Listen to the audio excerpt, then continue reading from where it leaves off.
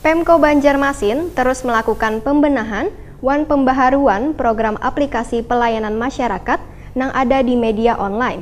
Di tahun 2019 ini, sekadanya sebanyak 14 aplikasi pelayanan publik yang telah disiapkan untuk mempermudah administrasi pelayanan publik yang kaya e-surat, e-ratik, simpek, wan CCTV publik.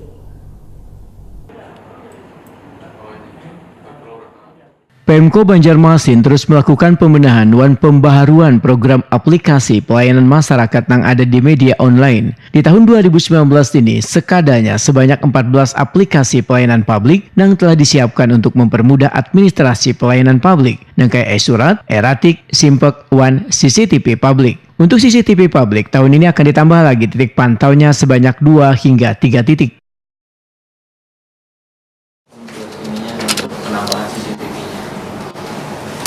Termasuk ini udah bagus ini, mereka masih lindung kami. Saya minta di sini satu karena ini kan kegiatan untuk kegiatan kita ya.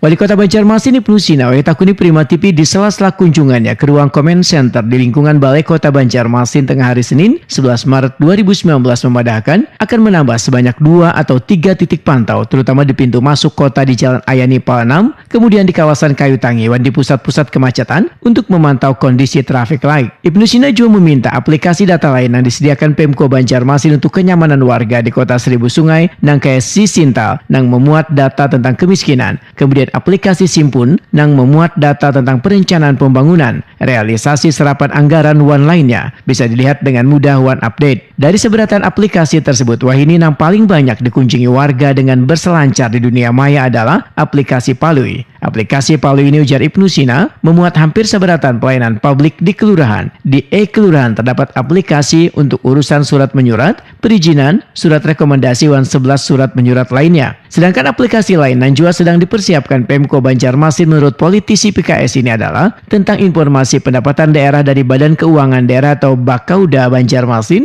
dan aplikasi Ayo ke Banjarmasin. Untuk aplikasi tentang informasi pendapatan daerah ini, Bakauda telah melakukan kerjasama dengan beberapa bank yang ada di Banjarmasin yang akan melayani warga dengan berbagai transaksi yang kayak pajak online, transaksi belanja di kafe, juga pembayaran hotel dan restoran. Kemarin juga banyak masukan dari berbagai pihak terkait dengan barcode. Ya, jadi di semua titik, khususnya di 36 destinasi pariwisata, misalnya di Masjid Sultan Suriansa, ya kemarin ada masukan penjelasan hanya murni dari penjaga masjid, ya. Padahal misalnya orang ingin informasi lebih lengkap, nah di situ nanti dipasangi barcode, jadi tinggal dengan handphone, ya orang lihat informasi tentang sejarah masjid bersejarah Sultan Suriansa, atau nanti misalnya di Pasar Terapung kita tempatkan barcode informasi. Termasuk juga di titik-titik pariwisata lainnya, destinasi pariwisata kota.